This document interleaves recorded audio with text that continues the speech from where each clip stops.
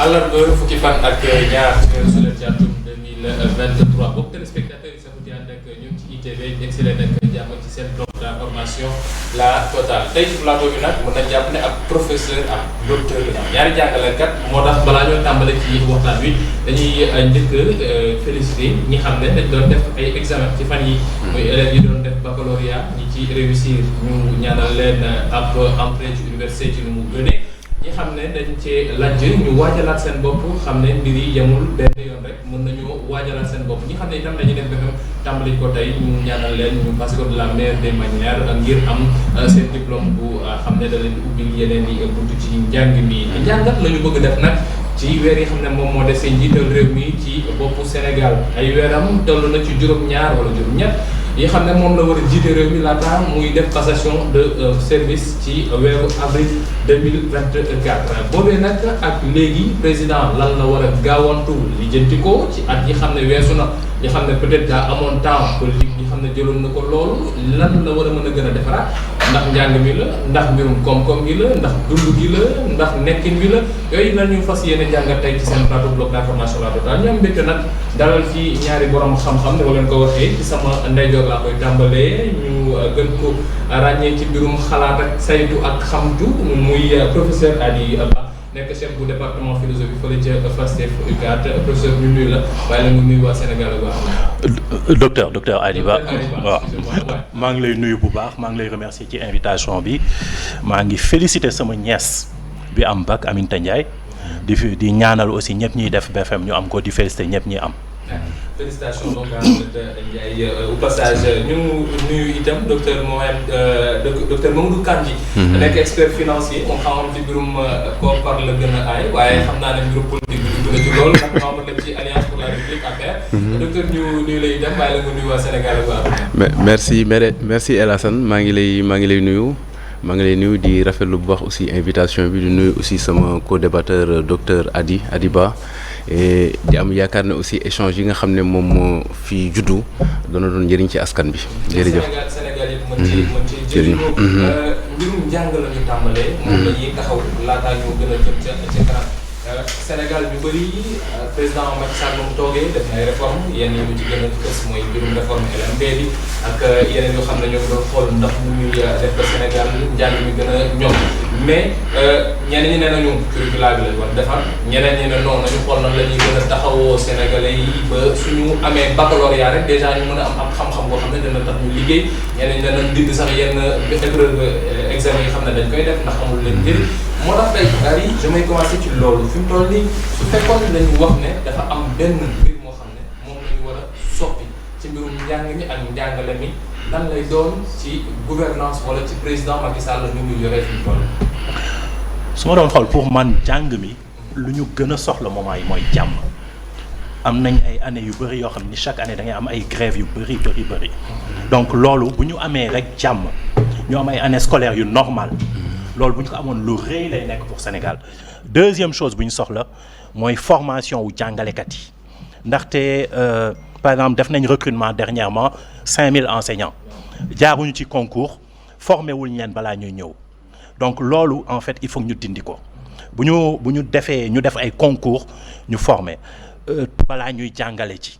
troisième chose pour man bi ñu soxla mooy peut-être ñu orienter tuuti jàngale bi développer enseignement technique bi aussi comme par exemple ay lycée Delafosse ay lycée Pétavin ay lycée Limamoulaye ay lycée yu mag lañu peut-être yooyu Dakar waroon nañ ci am 10 wala 15 villes yu nekk am ci 2-3 loolu bu ñu ko amoon dina permettre ñu bëri ñu mën teel a liggéey dina désengorger universités yi et puis dina permettre aussi ci universités yi ñu mën liggéey normalement. ci mbir moom ba léegi dans la même veine qu'on dit par rapport ak réforme yi. président ñëpp nee nañ ko moom daa tàmmati wax ne mbiru science foofu affaire yi di gën di gaaw ak ay mbir yoo xam ne dañ leen war a gën a taxaw surtout les élèves yi xam ne ñooy def filière scientifique yi docteur nee na jàmm waaye itam ñiy jàngale ñu xool nu ñu leen gën a taxawoo yokk itam mbirum lycée d'excellence mooy lycée technique yi xam ne moom la ñuy am est-ce que ñetti réforme yooyee moom la ñu war a téye wala am na beneen boo xam ne peut-être président su taxawoon dina gën a ñoŋal système éducatif bi ñu am. Très bien Alassane je pense que comme ni ko docteur Ady waxee vraiment poñ yi nga xam ne junj na ko yu am solo la ñu pacifier vraiment l'espace scolaire je pense que c'est extrêmement important parce que jàmm moom je pense que moo jiitu ci lépp. Le renforcement aussi de capacité des enseignants aussi loolu aussi dafa doon li nga xam ne mënul ñàkk puisque àdduna moom léppay dox et ci biir loolu aussi ñi nga xam ne ñoo yor njàngale mi il faudra aussi vraiment ñu leen di tàggat pour ñu mën a dëppoo vraiment ak réalité jamono. Leneen li nga xam ne aussi bëggoon naa ko ci yokku moom mooy ne ñu revoir un peu le curricula parce que quand même il faut ñu nangu benn mbir. L'État du Sénégal jàpp naa ni depuis 2012 ba léegi li mu def ci mbirum njàng mi surtout l'enseignement supérieur j'avoue que vraiment lu am solo la soo xoolee filière yi nga xam ne mooy filière scientifique li ci président def vraiment lu am solo la et déjà commencé nañ sax gis impact bi soo xoolee l'école du pétrole et du gaz nga xool aussi investissement yi nga xam ne de dernière génération ngam état def na ko fa jàpp nañ ni vraiment xel mën naa dal mais il y a un aspect important aussi bi nga xam ne bëgg naa ñu vraiment ñu def ci taxaw seetlu je pense que docteur Adi moo ma ko gën a xam mooy il faut que ñu revoir curricula bi et jëm ko méngale aussi à la limite ak suñuy culture ak suñuy aada xaw a aussi insister vraiment sur l'éducation les principes d'éthique et de déontologie nga xam ne moom la ndaw ñi war a mën a am pour que bu ëllëgee duñu mujjee puso bi n'est-ce pas vraiment mu réer seeni loxo loolu aussi je pense que ça me paraît extrêmement important soo xoolee dérive politique yi nga xam ne jot nañ fi am récemment loolu mën nañ jàpp ne suñ ko doon jàmbat xëy na waajur yi am nañ ci part de responsabilité mais enseignants yi aussi jàngalekat yi aussi le système éducatif aussi am nañ ci part de responsabilité yooyu aussi vraiment j'aurais bien aimé vraiment ñu gën di ko dolli ko ci curricula bi n'est-ce pas vraiment pour gën a mën a ñoŋal vraiment suñu yaruñu njaboot gi c'est important. Au-delà de l'instruction dem ci éducation. voilà c'est important. nan la ñu war a mën a defee coppite yooyu est-ce que dafa war a nekk ay coppite yoo xam ne.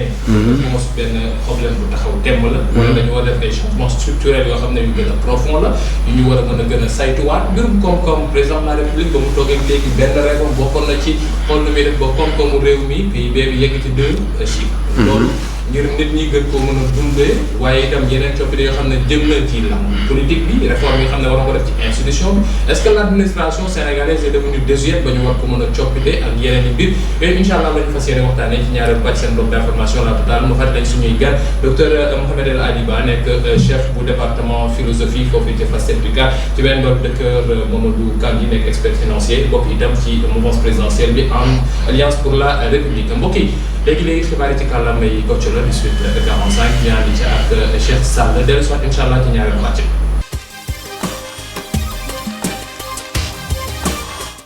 gërëm ko bàyyi Cheikh Sall mi ne woon ci xibaar yi ci kàllaamay Kocc ci marax gi mbokk yi ñu yegg si ci ñaareelu pàcc seen bloc d'information la totale suñuy gan docteur Mouhamed El Hady Ba nekk philosophe nekk itam chef département philosophie fële ci FASTEF UCAD ci beneen boor bi docteur Mamadou Kandji nekk expert financier nekk itam membre ci Alliance pour la République APR. alors docteur sànq ba ñuy jeexal premier pàcc bi andi na ay leeral ci yenn yu ñu war a mën a changer dellu soit beaucoup plus sur l'éducation gën a dooleel itam yenn mbir yi xam ne soxla nañ ko comme président nu mu koy waxee mbirum science et autres yow mi nekk université parce que bon dañuy wax ci université parce que foofu la ñëpp jàpp ne ku fa yegg rek matal nga ku fa yegg war ngaa def lenn ginnaaw déjà ba ñu ñaawloo yi xam ne xewoon na fi ci au début du mois de juin yenn bërëb yu ñu laq CESTI mi xam ne yàq nañ ko ak yeneen ñi mel réforme yu ñu war a def parce que ku ñëw yenn saa yi si dañuy université plutôt dañuy wax ne dañuy def ay réforme nii rek laal gauche laal droite mais li xam ne étudiants yi soxla nañ ko quelquefois c'est comme si on n'y touche pas muy def ba ñoom ñu mën a jàng waaye mën a nekk ñoo xam ne dinañu am liggéey parce que loolu moom mooy tax itam chômage bi peut-être gars yi mën koo xeex c'est des réformes yoo xam ne dañ ko war a def pour répondre à un mal qui est là ou bien dañu war a def ay réformes yoo xam ne structurelles la yoo xam ne dañuy changer lépp ngir mu mën a dox ndax ñëpp ñoo ngi doon wax ne amoon nañu courage ne dañuy def université virtuelle du Sénégal mais bon dafa mel ne réforme bi fu ñu ci bëggoon yegguñu ci. fi ñu ci bëggoon yegguñu ci man gëmuma ni université virtuelle du Sénégal mooy solution bi wante du tey lañ ciy wax peut-être lu ma gëm par contre mooy que boo seetee université yi par exemple boo jëlee université Dakar parce que mooy université bi gën a mag ci Sénégal mooy université bi gën a prestigieuse boo génnee ci yeneen pays yëpp université Dakar lañ la université Cheikh Anta Diop boo jëlee université Cheikh Anta Diop de Dakar 80 000 étudiants nga am 55 milliards de budget et 89 000 étudiants, 55 milliards de budget, 3 000 enseignants-chercheurs. Moins de 3 000 enseignants-chercheurs. Donc, ratio bi baaxul. dafa tuuti enseignants yi dañ tuuti par rapport à étudiants yi. boo xoolee bâtiment yi doyul. Donc, loolu c'est des problèmes très concrets yoo xam ni tant que réglé wuñ ko duñu régler suñuy lii léegi par exemple nit ñi souvent dañ la naan solution bi mooy ñu def science. xam nga loolu boo ko waxee mooy su fekkee tu as 50% de tes étudiants qui sont des littéraires 60% même qui sont des littéraires nga ni science rek moo important mooy que yaa ngi wax ñi nga xam ni 60% yi en fait amuñu importance. Or xoolal par exemple boo demee États-Unis tu prends une ville comme New York. C'est une ville boo xam ni tu as une industrie financière une industrie publicitaire beaucoup d'industries yoo xam ne yi ci communication la basé wu ci ay matières littéraires parfois la basé wu donc ça veut dire que du question wu littéraire wala scientifique question wu développer ay formations yoo xam ne nit ñi bu ñu génnee dinañ mën créer benn hub industriel ñëpp mën am liggéey loolu c'est très très important te loolu aussi docteur Kandji mu ngi ci doon wax sànq mu ngi doon wax que effectivement am na lu ñu raté mooy que éducation dafa am benn dimension morale parce que boo seetee li xew li nga wax nii li xew événement yi passé ñu ñëw lakk ay busu fac médecine ay amphithéâtre ak ay archives ñi ko def effectivement peut-être que y a des éléments extérieurs wante aussi man université laa nekk wax naa ak ay collègues yoo xam dañ la naan amoon nañ suñuy étudiants yu bokkoon ci ñi ko lakk donc ça veut dire que ñun wax nañ xoolaat suñu bopp nan lañ mën yaree ay nit ñu def 1 2 3 4 5 ans université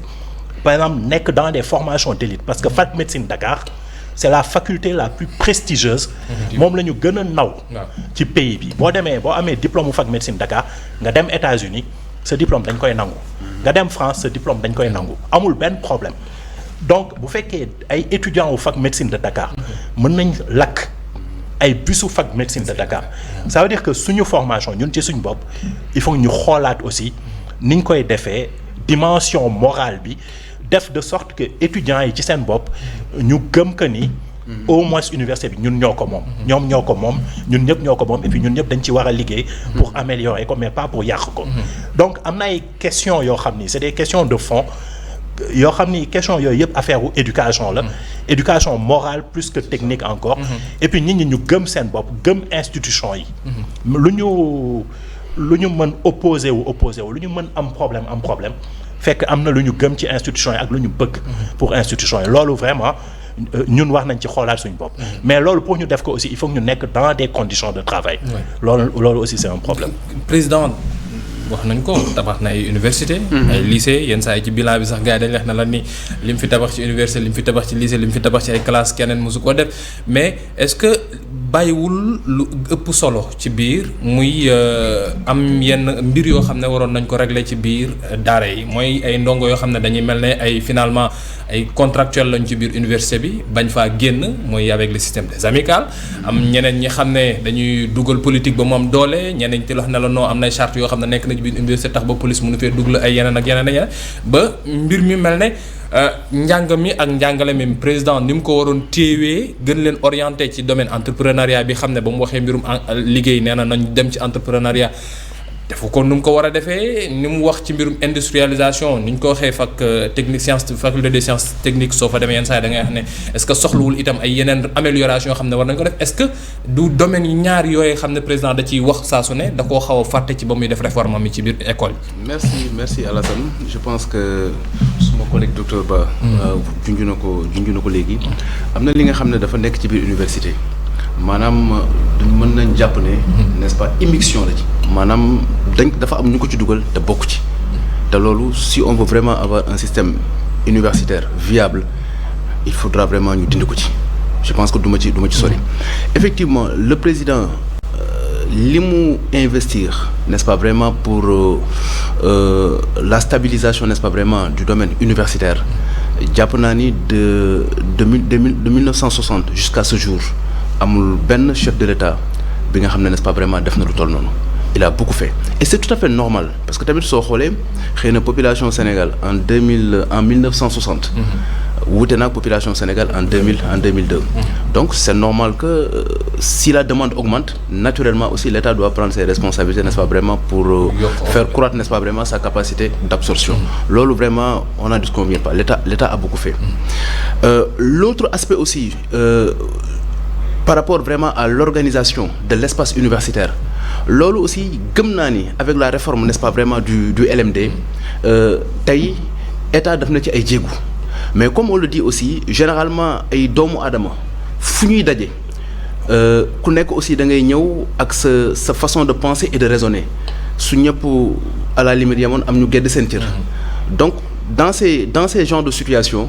xëy na li ñu fa bëgg dëgg-dëgg idéal bi nga xam ne ñun ñëpp moom la ñuy rechercher idéal boobu n'est-ce pas vraiment egg fa n'est-ce pas vraiment dafay xaw a jafe mais ku xam Université Dakar en 2000 xam ko tey en 2023 en termes de capacité d'accueil en termes n'est-ce pas vraiment d'infrastructure de dernière génération elle est yoon da nga xam ne kat vraiment état infrastructure est-ce que yemalewu ñu ko ci campus social bi fàtte campus non pourtant parce que pas au cours de l'année la télévision nationale a même fait un reportage ci biir faculté des sciences de médecine wan labo yi ni ñuy mel yenn saa yi pour ñu am yenn mbir yi xam ne dañ koy soxla sax day mel na lu xaw a jafe ci ñoom cadre bi ñuy jàngee ak yooyu est-ce que nekkul mbir yoo xam ne itam quelquefois c'est lu lay war a mën a andi ay jafe non mais c'est tout à fait normal en fait là c'est tout à fait normal parce que xam nga comme on le dit li ngay jënd mu bees moom mooy màgget suba wala ginnaaw suba et puis su fekkee aussi da ngay def wala da ngay réaliser n'est-ce pas vraiment de nouveaux investissements mais ci biir loolu aussi il faut aussi vraiment il faut consolider li fi il faut non seulement consolider rénover li fi nekk fexe aussi vraiment mu dëppook jamono et mbirum laboratoire aussi bon il faudra le dire ce qui est réalité aujourd'hui il y a de cela 10 ans ça ne l'est plus aujourd'hui am na li nga xam ne aussi la science évolue les choses évoluent soo xoolee récemment effort yi nga xam ne vraiment état def na ko ci n'est-ce pas avec l'université Amadou Mahtar Mbow n'est-ce pas même le centre de calcul n'est-ce pas vraiment de l'université Cheikh Anta Diop de Dakar mais da ngay gis ne vraiment l'État est conscient de cela parce que li ci am solo à mon avis moom mooy état xam ne lii daf ko war a def mais comme nag lépp matul lépp mënul yembandoo au même moment lam ci war a def n'est-ce pas vraiment mu def ko suivant ses moyens. Docteur. je pense que li nga wax dëgg la en fait effectivement def nañ lu bëri ci social bi et c'est très bien parce que nous sommes un pays pauvre léegi il y a un plan d'équipement des laboratoires temps yi rek réceptionné nañu ay matériels yu bëri ñu ngi ciy liggéey il faut que ñu gën ci liggéey il faut que peut-être que xam nga la faute est partagée dans ce genre de ci situation yooyu parce que boo seetee li docteur Kandji waxul mooy que université dafa autonome partagé entre ñun communauté universitaire ak état bi parce que université dafa autonome donc ñun acteurs universités yi aussi boo seetee def nañu ay mouvements yu bëri am nañ ay augmentation de salaire mais ni ñu farloo ci am augmentation de salaire est-ce que farlu nañ ko ci am ay conditions de travail yu mot est-ce que farlu nañ ko ci ñu recruter ay enseignants yu mot donc bu fekkoon peut-être bu ñu farlu woon ci loolu dinañ am peut-être que suñu augmentation de salaire am na fu mu dul woon egg mais peut-être que dinañ yokk jàngalekat yi ñeenti yoon peut-être que bu fekkoon même su fekkee liñ ñuy fay wàññeeku na dinañ am ay matériel pour mën liggéey loolu aussi pour man et pays bi moment yi situation biñ nekk situation la boo xam ne bi war nañ mën génn ci discussion de personnes yi puisque léegi xam nañ que Macky Sall dootul def troisième mandat programme yi la ñuy wax ñun ci suñu bopp ñun ñëpp il faut que ñu xoolaat suñu bopp te état bi aussi ñun ñëpp ci am ay responsabilités ñun jàngalekat yi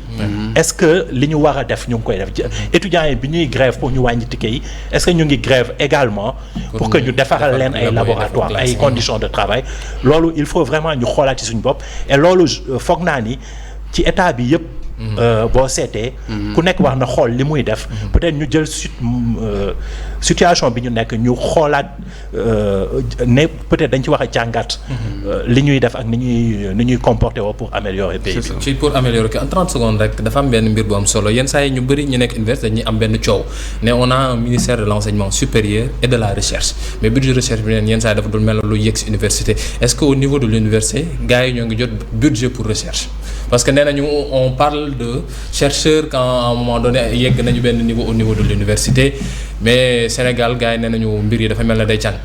mais donc budget recherche. waaw en fait. on a boo seetee Université de Dakar 89 000 étudiants. 50 milliards de budget. doyul donc da ngay am parfois ay problème mu photocopieuse problème mu ordinateur et cetera. donc booy priorité bi souvent mooy fay salaire yi fay yenn matériels yi ñu soxla pour jàngale et cetera du coup recherche yenn saa yi ñu négliger ko donc loolu dëgg la donc budget bi peut-être il faut ñu yokk ko ou bien ñu réorganiser ko wala ñu seet nu ñuy def en tout cas pour que recherche bi aussi ñu financer ko bu baax 3000 enseignants chercheurs bu fekkee ñoo war a jàngal moins de 3000 bu fekkee ñoo war a jàngal 89 000 étudiants doo peut-être que temps ou recherche bi doo ko am. donc loolu yëpp c'est ay problème la il faut ñu liggéey ci. mais quand même sur la recherche je pense que l'État a eu à faire des efforts État def na ci ay jéego yu mag bon peut-être xëy na les assistants d'enseignement duñu ko sentir trop mais ñi nga xam ne à la limite sont des maîtres assistants n'est-ce pas agrégés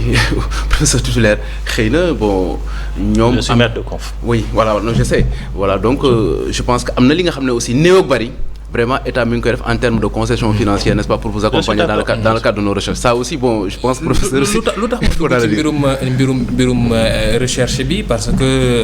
ñoo ngi taxaw ci université rek ñaari borom xam-xam ñoo fi nekk moo tax mais lu tax ma dugg ci mbirum recherche bi c'est pour aller un peu plus par rapport ak li jëm ci mbirum industrialisation Sénégal nee nañ taux d'industrialisation bi nekk na lu néew par rapport ak li xam ne moom lañ doon xaar par rapport ak soo xoolee mbay mi ñi xam ne dañ jëm nee nañ ci sàmm yi ñi nee nañ sax lu jëm ci mbirum ay yeneen mbir xam ne soxla woon nañ ko ci biir réew mi waroon nañ ci gën a am doole par rapport ak suñu industrialisation est-ce que nekkul itam benn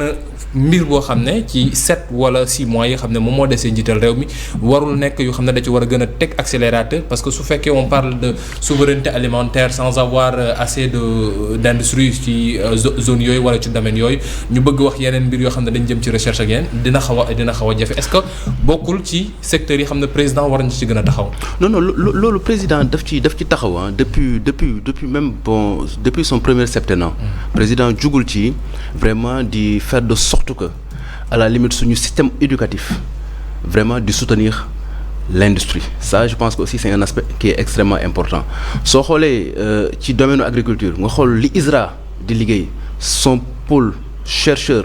orienté uniquement agriculture nga xam ne loolu à la limite même jiitu na sax le magistère en fait du président Macky Sall. J'allais même dire le Sénégal a toujours vraiment donné une priorité en cela moi à mon avis fii problème bi nekk fenn la problème bi fu mu nekk n'est-ce pas au niveau de la recherche c'est plutôt au niveau des universités généralement nos recherches reposent globalement sur des considérations n'est-ce pas purement théoriques c'est-à-dire que nous ne cherchons pas en amont à avoir n'est-ce pas vraiment les préoccupations n'est-ce pas vraiment du monde entreprise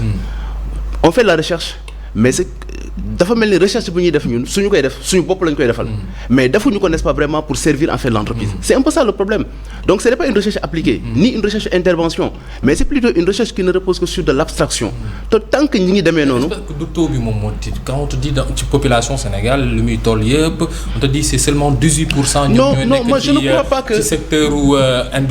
industrie taux bi su fekkee dañ koy comparer ak PIB bi neen on toll na ci 23,50% seulement est-ce que c'est pas minime par rapport ak réew moo xam ne on tend vers l'émergence non à mon avis Alassane le mal est plus profond que ça c'est-à-dire que tey question bu mel ni tey suñ ko doon répondre mën nañ ko aborder n'est-ce pas ci angle yu bari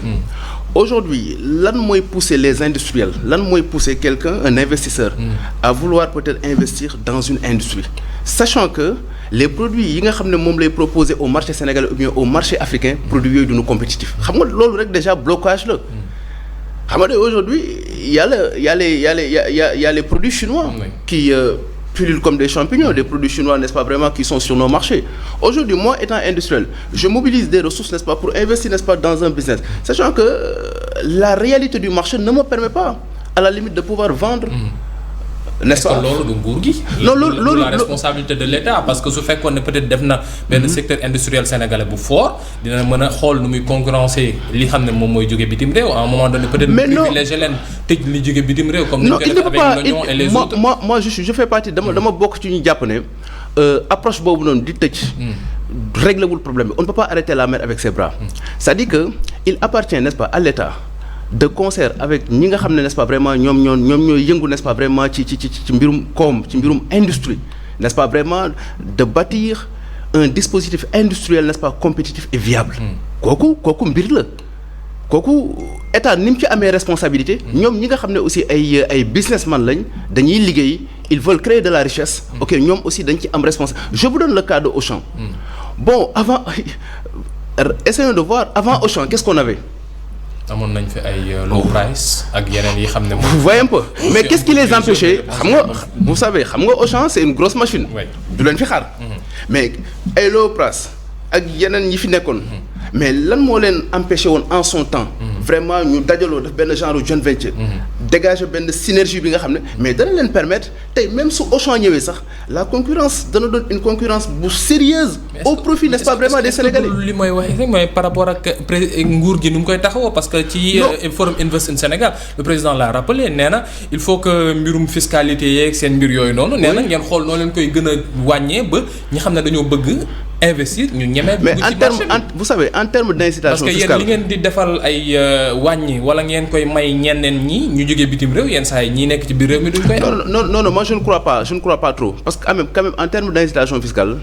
vous n'allez pas peut-être me dire que les pays développés comme France comme États-Unis seen système fiscal moo gën a allégé suñu boss. voyez c'est-à-dire que il faut aussi gars yi suñuy wax aussi ñuy dem dans le fond. Là ce sont des pays quand même où seen système fiscal amul benn may. ku fay jaay xorom sax da ngay fay impôt. mais nous dans nos pays n'est-ce pas il y a trop d'aléas. Parfois sax on a comme l'impression que bon état day seetaan. parce que seetaan boobu noonu li muy nuru n'est-ce pas genre c'est une forme d'accompagnement n'est-ce pas à l'informel. C'est pour permettre vraiment à ce chef d'entreprise. de pouvoir vraiment développer et puis à un moment donné xëy na dana mën a am les rênes solides n'est-ce pas vraiment pour mën a ko voilà vers le secteur formel mais débat bi parfois ni ñu koy poser on impute toute la responsabilité à l'État foofu le problème bi nekk c'est-à-dire que quand on est homme d'affaires aussi on l'est soit on l'est ou on l'est pas si on est homme d'affaires je pense que les règles du jeu en fait sont bien définies à vous de vous battre c'est vrai État mën na ñëw à la limite prêter leen main forte sur la gestion ou bien sur la répartition en fait de la commande publique. État mën na am jouer vraiment sur le principe de la préférence nationale. C'est-à-dire faire de sorte que nos champions nationaux n'est-ce pas vraiment puissent compétir sur des marchés. sur des voilà ñu mën cee gis seen bopp. mais su loolu amul aussi bon se dire que notre tissu industriel est extrêmement faible. La responsabilité. Un combat tout le monde pour rien. Non mais c'est surtout vraiment à nos champions. Adi du ma duggaat ci mbirum industrialisation bi mais damay dem ci li xam ne Sénégalais yu bëri nee nañu peut-être c'est le chantier le plus vaste ak bi xam ne moom le président peut-être waroon gën a réformer te peut-être defu ko muy administration Sénégal ñu bëri nee nañu on a une administration qui ne répond pas aux attentes du Sénégalais lambda ou bien des Sénégalais ci anam bu mu mënti doon est-ce que là en 6 mois le président peut vraiment enclencher benn dynamique de réforme boo xam ne dina tax ba Sénégalais yi gisaat seen bopp ci administration ba ñenn ñi li ñuy dal waa ENA di wax ne c'est les énarques qui ont gâté la réputation ou bien qui ont gâté l'administration mën na nekk loo xam ne dinañ ko weesu. Je pense quand même que il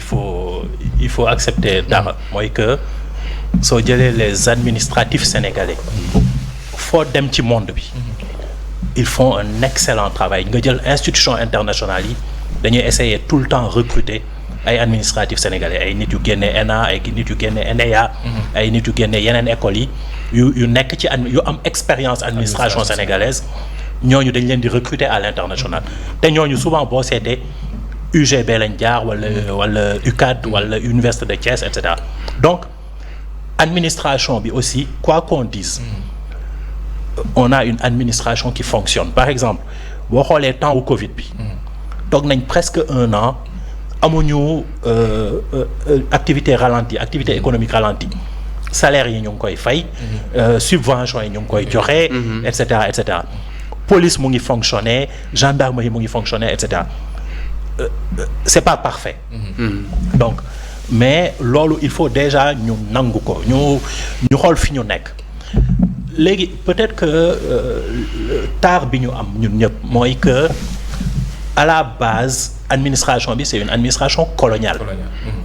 donc on a am nañ habitude nekk nguur bi nekk ci kaw di joxe ay ordres et cetera changement xalaat bi ñu war a def mooy administration bi ñu def ko au service maintenant population yi mu nekk vraiment administration boo xam ne bi lu ko soxal mooy woyofal li ngay def soo soxlaa sa extrait nga ay affaires yu simple soo soxlaa extrait nga jox ko soo bindee nit mu répondre la say dossier ñu traité ko rapidement et cetera yooyu ñu régler say problème nga dem cadre légal bi ñu allégé ko nit ñi xam ko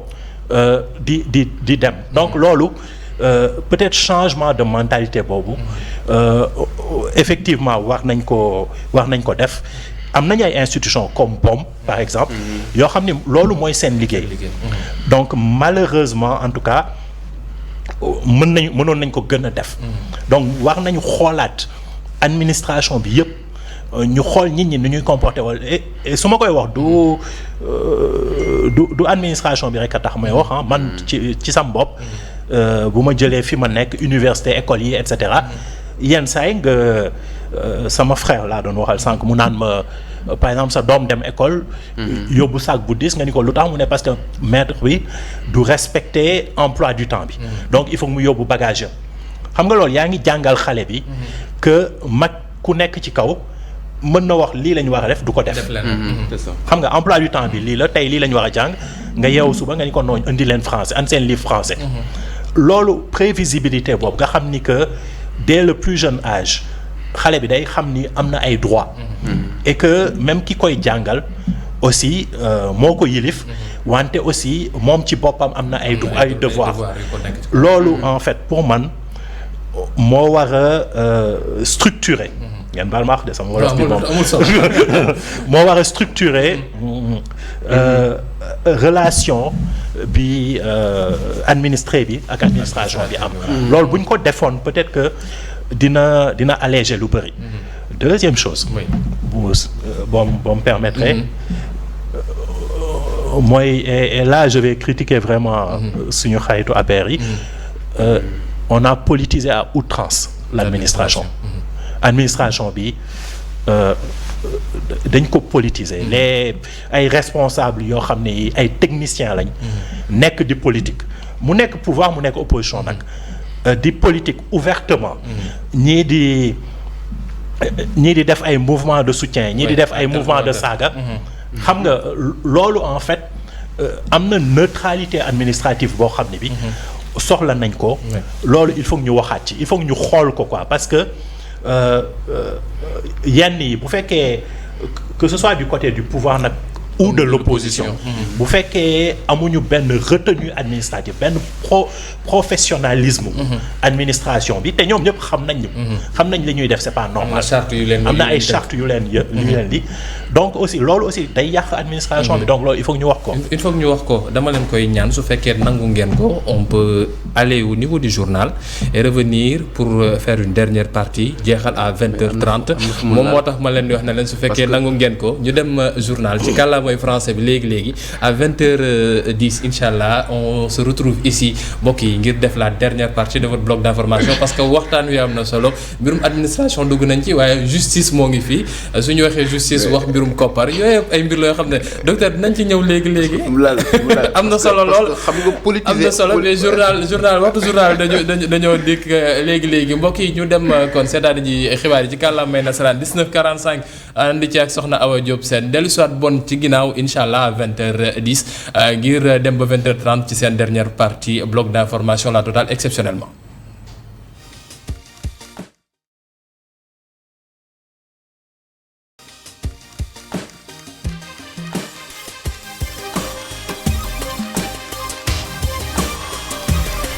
jërëjëf soxna Awa Diop Sène mi ne woon ci xibaar yi ci kàllaamay nasaraan mbokk yi mujjanteelu pàcc seen bloc d'information la totale suñuy gan docteur Hady Ba nekk chef département philosophie FASTEF UCAD waaye itam docteur Mamadou Kandji nekk expert financier nekk membre itam ci Alliance pour la République ñoom ñaar ñooy suñuy gan docteur Kandji sànq ba ñuy jeexal dégg nga yenn leeral yi xam ne docteur Ba andi na ko ci mbirum administration bi surtout la politisation. Est-ce que nekkul chantier boo xam ne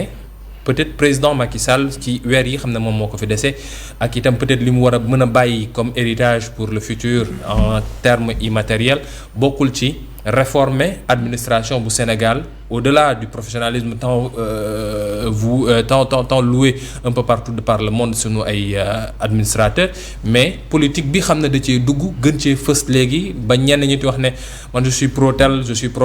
ti ko fësal ti ko wane mu nekk loo xam ne dina ko dindi defar ko ba ñu nekk au service réellement de la population. Oui Alassane comme ni ko docteur Ba waxee. C'est vrai que ça. nee na da ngeen yàq administration. voilà mi ngi sànni xeer bu ndaw. Bon c'est vrai en réalité mais je tiens à préciser aussi que manquement boobu noonu dañ ko fi fekk soo xoolee taar la bi nga xam ne du ma ne rek Sénégal mais pratiquement partout en Afrique soo xoolee nos administrations publiques de façon générale n'est-ce pas sont spoliées n'est-ce pas par la politique par les politiques politiciennes. Ça je pense que c'est un constat et j'avoue comme président Macky ba mu ñëwee ba léegi jot nañ cee def ay jéego yu bëri soo xoolee y a un programme ou projet en fait de réforme de l'État, n'est-ce pas, et ce projet-là son objectif c'est de rendre l'État beaucoup plus rationnel et beaucoup plus efficace. Après 12 ans oui non après 12 ans mais xam nga du tey lépp li nga xam ne État mi ngi koy def xëy na dana am ñun lu ñu ci xam mais soo nekkul ci biir amaana doo mën a xam lépp mais loolu c'est un processus et à la limite le plus important à mon sens moom mooy mu tàmbali na ko bon yàlla nag moo xam kuy eggali mais li am solo moom mooy mu constater que y a eu des manquements et ces manquements aussi dana créer benn inefficacité n'est-ce pas dans le management public dans le cadre en fait du management public mu jël ay mesures initier ay mbir n'est-ce pas vraiment pour réformer un tout petit peu l'État dans son fonctionnement et surtout dans son fonctionnement au jour le jour. Leneen li nga xam ne aussi j'avoue en fait dinaa ko ci dolli. mooy li mu wax l'immixtion des politiques dans l'administration. moo tax man bokk naa ci ñuy xalaat ne les jeux d'alternance politique. li muy engendrer ci ay coûts des coûts d'inefficacité à la limite pendant 3 voire même 4 ans pour quelqu'un qui a un mandat de 5 ans ça pose problème xam nga tey problème mu mandat suñu dëkk bu ñu nekk soo ko fi waxee rek ñu commencé laa tam dëmm mais aussi il est temps aussi que nit ñi aussi suñu génnee peut-être ci phase bi ñu mener une réflexion sérieuse vraiment sur la limitation en fait des mandats et sur aussi en fait les impacts yi nga xam ne tey alternance politique yi n'est-ce pas vraiment dañ koy générer parce que man jàpp naa ni tey fu alternance politique am ñi nga xam ne tey ñoom ñoo yor pouvoir bi danañ toog minimum 3 ans avant de pouvoir stabiliser quoi que ce soit dañuy nekk rek n'est-ce pas di wër généralement ils se cherchent surtout généralement si ça norme d'habitude dañuy wax ne ou bien dans la règle on dit que état continuité la mais donc bon, une administration doit aller de manière continue quoi warul am dagg non mais non quand on le dit ça c'est dans le cadre de la routine administrative foofu lañ lay waxee l'état est une continuité mais su fekkee dañu ñëw ci application n'est-ce pas politique nationale de développement li nga xam ne n'est-ce pas vraiment ci président li parce que le président c'est le garant c'est lui qui est le responsable n'est-ce pas de la politique nationale de développement su ñu ñëwee n'est-ce pas vraiment à ce niveau stratégique ce n'est pas une question de continuité parce que ku ñëw aussi da nga naan d'un point de vue stratégique man nii laa bëgg sama vision sama gis-gis nii laa bëgg wala yoon bi laa bëgg a jël n'est-ce pas vraiment pour réew mi ci domaine éducation ci domaine agriculture ci domaine industrie kooku ci ay prérogatives ce sont des prérogatives constitutionnelles léegi nag la routine administrative foofu on peut parler de continuité parce que xëy na secrétaire général ba fa nekkoon moom mooy continuer xëy na directeur nationaux ya fa nekkoon ñoom ñooy continuer c'est plus en ce sens là mais li ma gëm moom mooy ne l'immixtion en fait des politiques loolu état du Sénégal quand même def na ci ay jéego. Et moi personnellement. et les nominations politiques. ci administration bi est-ce que nekkul loo xam ne itam mooy sonal administration bi ñu jël diw parce que bon jege na ma yóbbu ko telle place diw parce que jegew ma wala li muy wax neexuma am na lu mu tàmbali woon mais ma jël ko yóbbu ko feneen est-ce que nekkul ay mbir yoo xam ne peut-être lu ñu war a mën a changer la wala lu ñu war a mën a dindi la ngir mën a permettre réellement administration bi mu mën a dox ci niñ ko soxlaa. li gën. li nga xam ne vraiment mooy li gën mooy li nga wax. c'est-à-dire que aujourd'hui yow mi nommé fexeel ba ñi ngay choisir mu doon ñi nga xam ne am nañ compétence am nañu xam-xamu vraiment yor li nga xam ne moom la leen dénk parce que au finish su fekkee xëy na amuñu bagage bi amuñu compétence bi li nga leen dénk du mën a avancer. et bu boobaa je pense que sénégalais yi ñoom ñoo koy yëg.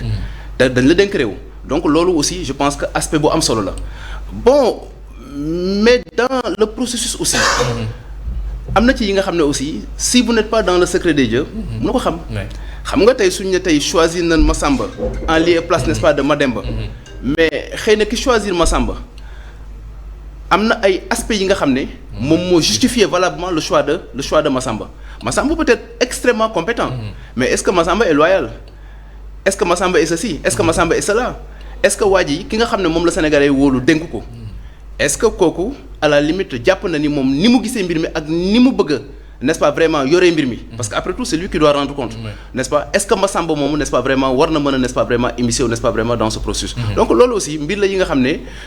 c'est une question de responsabilité. responsabilité personnelle n'est-ce pas avant qu'on parle plutôt de responsabilité n'est-ce pas collective. état bi xam ne président bëggoon na ko depuis le début. là moo la ko expliquer rek lu ko desee ci ay. weer deseet bëreetul matatul at sax.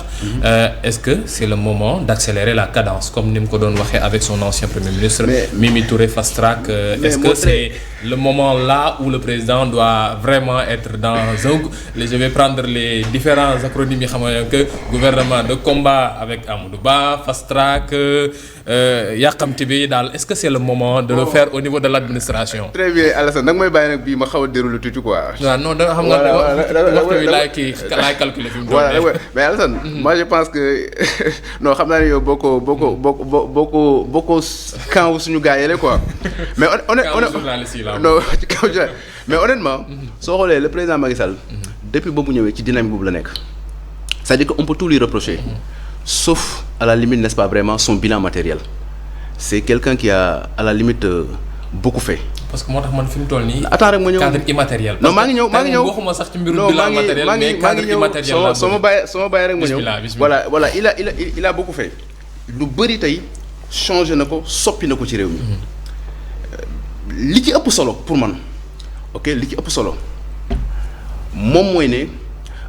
moom dafa xam Sénégal et xam aussi nu ñuy defaree Sénégal gis nga sur son bilan matériel sur son bilan immatériel bi ngay wax son récent discours de la nation ba muy prononcé wu maanaam di joxe xalaatam ci troisième candidature bi acte bi mu posé acte boobu noonu n'est-ce pas mën nañ ko boole même n'est-ce pas sur son bilan immatériel président Macky Sall kilifa la xam nga kilifa du ci wax mais ci jëfin la kilifa ci xam li nga war a def nga def ko et def ko aussi ca ba nga ko waree def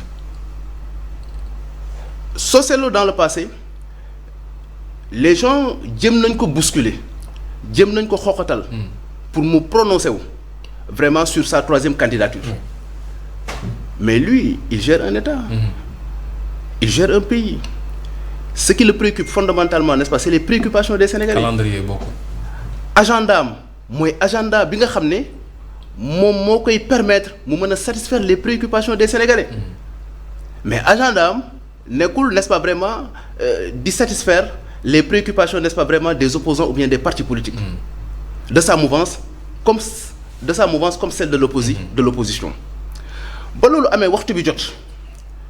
mais ba mu clarifier sa position sur cette question loolu acte la bi nga xam ne mën na symboliser tout son bilan immatériel et ça c'est important aujourd'hui il est de fait entré dans l'histoire de ce pays des gens de la trempe de Senghor, de Abdou Diouf, de Abdoulaye Wade et bien avant eux Blaise Diagne, ainsi de suite. Donc aujourd'hui c'est une fierté parce que c'est rare aujourd'hui nga gis ci suñu dëkku africains yi président bu yor pouvoir liggéey lu toll ni li mu liggéey jékki-jékki rek bàyyi ko fi dem kon nga xam ne kooku pouvoir yitteelu ko lenn rek ko yitteel mooy le bien-être en fait des Sénégalais. Le bien-être des Sénégalais quelque chose d'important docteur Ba fi mu toll nii suñ doon wax dañu war a gaawantu ci ñaar fast track bi pour ne pas la nommer Aminata Touré ni mu ko doon waxee gouvernement fast track de manière fast track ou bien de manière vraiment urgente su fekkoon ne da ngay wax ci diggante ñaar yi muy justice wala économie nu ñuy defee suñu système économique mbirum leb yeeg mbirum yeneen yi xam ne nekk na fi ban mooy bi xam ne suñ ko defaroon mën nga jàpp ne peut-être yeneen yëpp dinañ ñi mën a topp de manière ci nu mu gënee. boo amul justice mënoo am économie dans tous les cas maintenant mën nañ am réforme justice war nañ am réforme justice peut-être que c'est l'occasion ñu xool conseil supérieur de la magistrature nan lañ ko war a réorganiser yooyu yëpp mais aussi au-delà de nu ñuy organiser conseil supérieur de la magistrature ak yëpp affaire u nit la ay juges yu def ay concours ñoo nekk dans les cours et tribunaux sénégalais boo xoolee affaire bi li passé procès yi passé am nañ ay juges yu taxaw ne duma juger nit parce que sama jabax Casamance la dëkk am nañ ay juges yu désisté wu loolu en fait mën nga wax lu la neex mën nga wax que Macky Sall dafa bëggoon manipuler justice mën nga wax que Ousmane Sonko dafa def pression ci juge yi mën nga wax lu la neex wante juge yooyu ci seen bopp ñoom ñoo jël responsabilité wu bañ a def seen liggéey parce que ñoom seen liggéey te loolu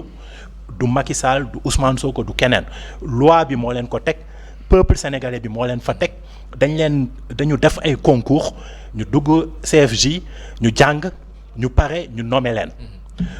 ñu indil leen dossier dañ ko war a juger nu mu gën a sete lu état bi bëgg état bi mën na am ay bëgg-bëggam mën na ko jaarale ci procureur opposition kii nan la tudd accusé bi mën na am ay bëgg-bëggam mën na def manifestation mën na def lu ko neex wante ñoom ci seen bopp ñoom ñoo waroon juger donc dès l'instant où am nga ay juges yu désisté wu loolooy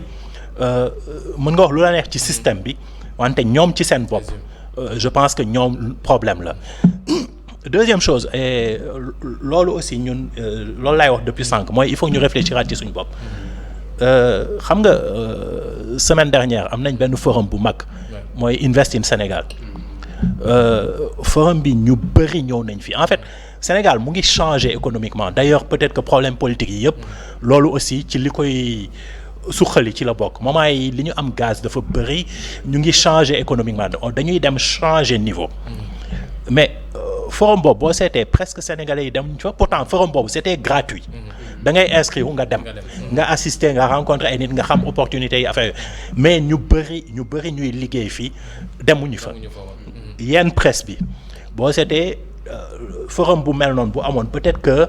semaine yooyu yëpp ou mois boobu yëpp ci loolu ngeen waroon wax ñu comme ça population bi ci seen bopp xam importance stratégique u liy xew parce que situation économique u Sénégal ni muy changer dafa bëri dafa nar a bëri te dafa nar a complètement changer pays bi ñaari affaire moo mën am soit ñun sénégalais yi ñu liggéey suñu dëkk et kon dinañ profiter ci suñu situation économique bu bees bi soit defuñ ko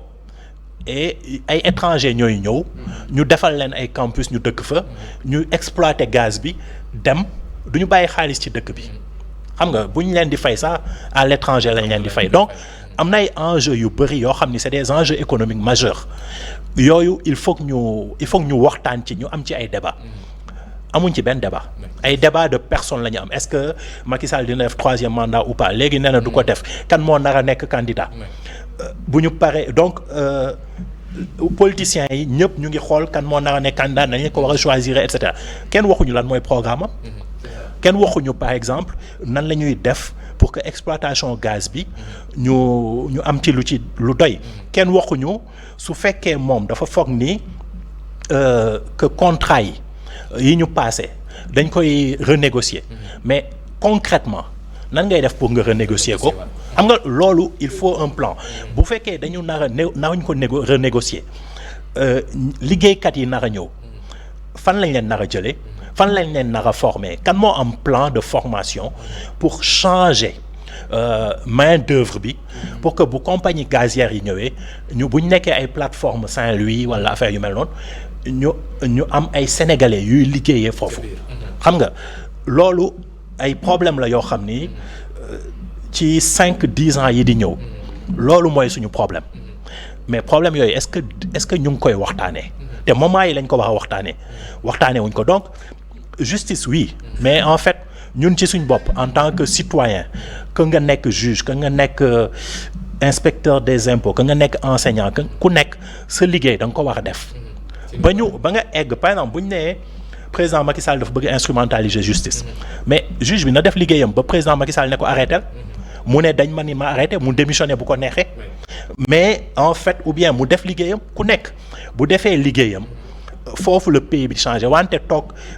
di def ay débat de personnes ñii Macky Sall moo leen manipuler ñii kii lañ jàppale et cetera loolu en fait mooy problème mu pays bi les problèmes fondamentaux yi la ñu war a discuter. réforme sur l'humain. pour terminer ak yow docteur Kandji finance ce domaine la moo taxoon ma ne woon foofu laay mujjee ak yow Sénégal ñu bëri lu ñuy wax mooy Sénégal daa leb ba sonn est-ce que suñu économie président nekk loo xam ne da ko war a xoolaat nu mu koy defaraatee ndax on parle pour l'année prochaine d'un budget qui va jusqu'à 7 000 milliards mu nekk loo xam ne c'est quelque chose de nouveau record mën nañ ko mais bon quelque chose de normal parce que budget itam prévisionnel day war ti gën di yokk at wu ne nan la ñu war a gën a taxawoo suñu koom-koom pour mu mën a nekk loo xam ne PIB beeg yeneen yi ñuy wax yépp mu nekk lu dul génn ci bitim réew mais moo xam ne dañ koy téye ci biir réew mi parce que y a l'exploitation prochaine du pétrole et du gaz. Oui voilà Alassane nga may ma bon xaw a revenir un peu li sama collègue bi docteur Ba wax junju sànq sur les programmes. Bon en réalité la racine du mal. yéen ren moom waroo leen wax programme yéen bilan ngeen def. voilà waaw non ñun bilan la ñuy wax bilan et perspective. voilà yi nga xam ne vraiment mooy. jusqu'en 2035. waaw non on est là voilà incha allah jusqu'en 2035 on est voilà si kàttanu suñu borom. Bon en termes de perspective aujourd'hui opposition bi fi nekk comme l'a si bien dit docteur Ba seeni élément de com généralement laluñu ko. N'est-ce pas vraiment ci programme dañu dem sax ba aujourd'hui dañu am boobu déformation je prends l'exemple en fait de ce forum pourtant c'est forum la bi nga xam ne bu am solo forum la bi nga xam ne à la limite presse bi sax waroon na am en amont un rôle extrêmement important bi nga xam ne daf ci waroon jouer en termes de vulgarisation pour que Sénégalais mën cee jot pour que vraiment toutes les sensibilités yi nekk vraiment ci réew mi di agir d'un point de vue économique n'est-ce pas vraiment ñu mën ci teew mais malheureusement personne n'en parle voilà voilà beneen bi ci topp aussi opposition bi nga xam ne professeur je suis désolé je m'excuse voilà d'avoir ma am benn penchant politique quoi mais xëy na dafa am solo il faut que mu dut ci baaraam voilà temps bi rek lay rek voilà il nous reste juste une minute voilà donc soo xoolee opposition bi dañu ngoyoon ci troisième candidature président Macky Sall ba à la limite même loolu doon na tax ñun sénégalais di après du ñu xam lu ñu mën ak lu ñu mënul aujourd'hui je pense que question boobu noonu évacué nañu ñoom su fekkee dañu bëgg a yor réew mi nañu wax sénégalais yi li ñu mën nañu wax sénégalais suñu leen faree dans le domaine de l'agriculture lan nañ ci namm def dans le domaine n'est-ce pas vraiment de l'éducation lu ñu ci bëgg a def dans le domaine de la santé et par rapport ak li fi nekk par rapport aussi ak li fi nekkoon avant Macky Sall di ñëw parce que débat bi man je pense que foofu lañ ko war a orienter. mais fi mu toll nii sama laaj bi ndax temps bi fi mu toll nii tànc nañu par rapport ak réforme financière yi xam ne war nañ ko def économique. par rapport ak mbir mi est-ce que dañu war a continuer ci baser suñu économie ci li xam ne moom mooy jóge bitim réew en tant que en terme de leb ou bien dañu war a xool nuñ ko defaraatee ba li xam ne moom la ñuy soxla mu nekk loo xam ne fii ci ñun lay jóge. mais kii Alassane xam nga leb ci boppam. ci kuy yor réew maanaam du lu ay débat bi nekkul ci leb ñu bëri na xamuñu ko États-Unis mi ñuy wax ni et la France tous les pays développés de façon générale sont les pays les plus endettés. Je vous donne juste un exemple. Soo jëlee le cumul de l'endettement aux États-Unis ça fait 45 milliards de dollars en 2006 c'est ce qui m'est venu à l'esprit. nga jël kaw France on a comme l'impression que États-Unis maanaam dafay àbb xaalisu ñeneen ñi n'est-ce pas vraiment pour financer le bien-être en fait de sa société. Donc lépp en soi nekkul lu bon nekkul lu aay mais fi problème bi nekk mooy la ngay lépp foo koy def fa nga koy def ak nan nga koy defee foofu est-ce que fa nga koy def loolu njëriñu askan bi la et loolu je pense que ce pari là le président Macky l'a réussi. Soo xoolee tey TER bi nga xool BRT bi TER bi ba muy door mais amul luñ ci waxul mais tey xam nañu d'un point de vue impact sociétal d'un point de vue mobilité impact am si je comprends bien on peut continuer ci voie non bu ko gisee noonu c'est-à-dire que non parce que temps bi moo ñu tànc mais temps bi ñu tànc mais xëy na nga ñu amaatoon beneen émission bi nga xam n'est-ce pas danañ ci gën a xuus gis nga leb bi politiciens yi ñoo koy caricaturer noonu leb bi baax na non lépp bi baax na parce que fi ñu koy def baax na. voilà loolu moo am solo sant ko baax kon gërëm ko docteur Mamadou Kandji expert financier bokk nee na ko nu mu ko waxee mbir mi il faut que mu duggoon ci politique ci boppam membre alliance pour la République APR ak itam docteur Mohamed El Hady Ba nekk chef département philosophie FASTEF UCAD sant leen baax gërëm leen ci wuy si gi ngeen ñu wuy ak leeral yi xam ne ànd ngeen ko ndax waxtaan wi amoon na solo loolu ci perspective yi xam ne moom la ñu war a jël fii ak 2024 ci ay réforme ak yeneen yi xam ne mooy ay urgence ci mbir mi ndax fast track bi wala combat bi dañ koy xam loolu yëpp dinañ ci am lu gën a leer fii ak weer yi ci ñëw sant leen mbokk yi gërëm leen jox leen dig daje ëllëg ci beneen bloc d'information la totale di ngeen ci ànd ak Abdourahmane Ly bonne suite des programmes sur ITV. Merci beaucoup.